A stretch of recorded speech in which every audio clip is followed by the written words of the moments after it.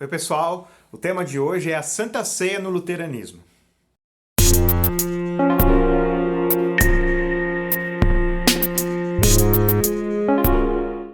Pois bem, pessoal, muita gente tem dúvida, né, sobre a Santa Ceia, como é que nós luteranos enxergamos a Santa Ceia. Muitos até nomeiam erradamente que nós cremos na consubstanciação.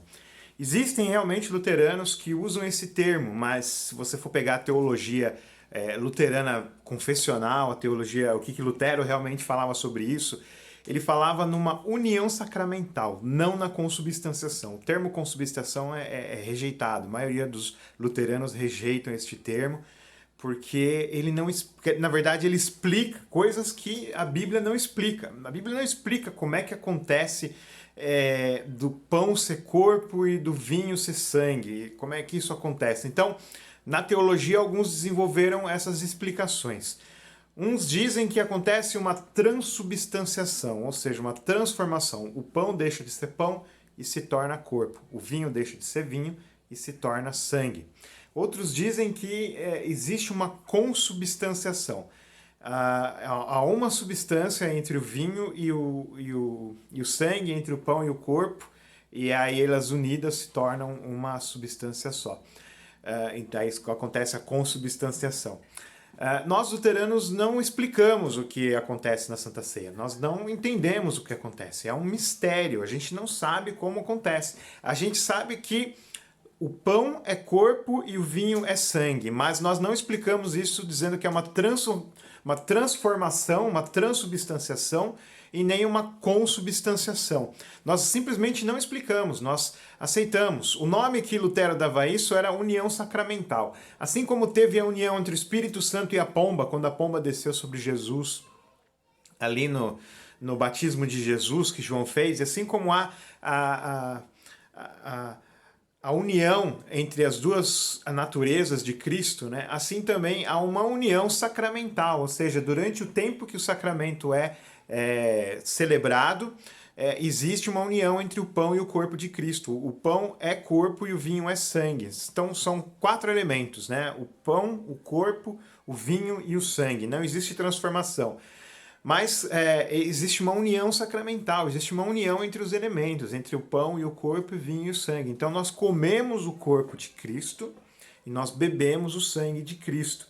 Não é uma simples representação, né? Na Reforma teve outras 2 correntes que diziam que ali era só uma representação, um memorial. Os batistas, os pentecostais, eles acreditam nisso até hoje. Talvez a maioria dos calvinistas também acreditam nisso até hoje. Mas o calvinismo, ele não na época, ele não era adepto dessa versão, né, dessa visão.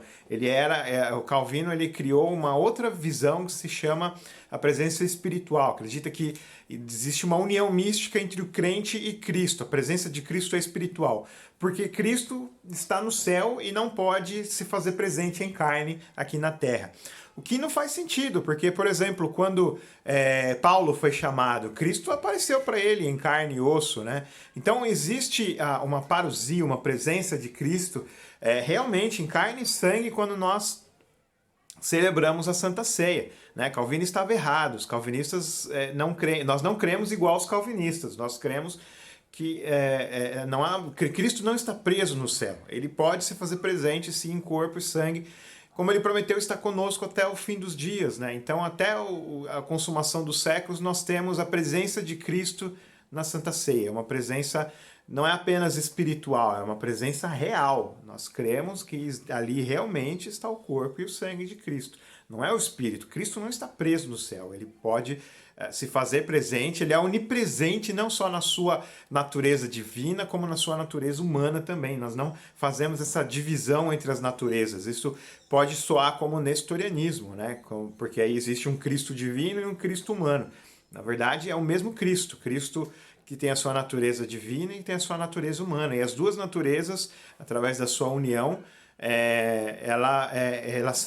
essas duas naturezas elas recebem o atributo uma da outra. Então o atributo de onipresença da natureza divina também é transmitido para a natureza humana. E nós temos a natureza humana de Cristo na Santa Ceia. Então, acho que ficou claro, né? Agora foi um vídeo mais curto, Mas eu acho que ficou clara a questão da Santa Ceia. Nós cremos que existe a presença real de Cristo. Nós não explicamos como isso acontece, porque a Bíblia não explica. Nós não temos uma explicação racional para isso. Nós apenas cremos que Cristo está presente. E é diferente da visão católica, que fala da transubstanciação, é diferente da visão zwingliana, que fala do memorial, ou seja, os anabatistas também, os batistas, os pentecostais, nós não cremos assim, é diferente também da posição calvinista. Nós cremos na presença real corpórea de Cristo, não apenas espiritual, né? Então nós temos essa diferença, nós acabamos ficando um pouco isolados por mantermos esse mistério, não explicarmos como isso acontece, mas é assim que nós cremos, ok? Se você quiser, se você gostou do vídeo, quer que eu poste mais vídeos e quer que eu faça mais trabalho, eu peço que você me ajude, se você puder. Se você não puder, não tem nenhum problema. Não se sinta constrangido, né? Não estou querendo constranger ninguém. Estou pedindo ajuda sua pelo meu Pix, eu vou deixar aqui embaixo, ti.surian@gmail.com. Porque nós precisamos comprar coisas aqui, né? Remédios e tudo mais. Os meus remédios o seminário está me dando, mas tem os remédios da minha esposa, tem outros remédios que tem que comprar e também coisas assim para casa. Então eu preciso da sua ajuda, se você puder ajudar, é claro, através do Pix. E se você fizer o Pix, me manda um e-mail, é o mesmo e-mail, ti.surian@gmail.com, o mesmo e-mail do Pix, que aí eu vou te mandar um vídeo exclusivo para você assistir. Ok? Então, enquanto não temos a plataforma de membros, né, eu preciso de 1.000 inscritos para ter a plataforma de membros, eu peço o Pix. Quando nós tivermos a plataforma de membros, vai ser bem mais fácil contribuir também, participar do conteúdo exclusivo que eu vou elaborar, ok? Deus abençoe vocês, tenham uma ótima semana. Amém.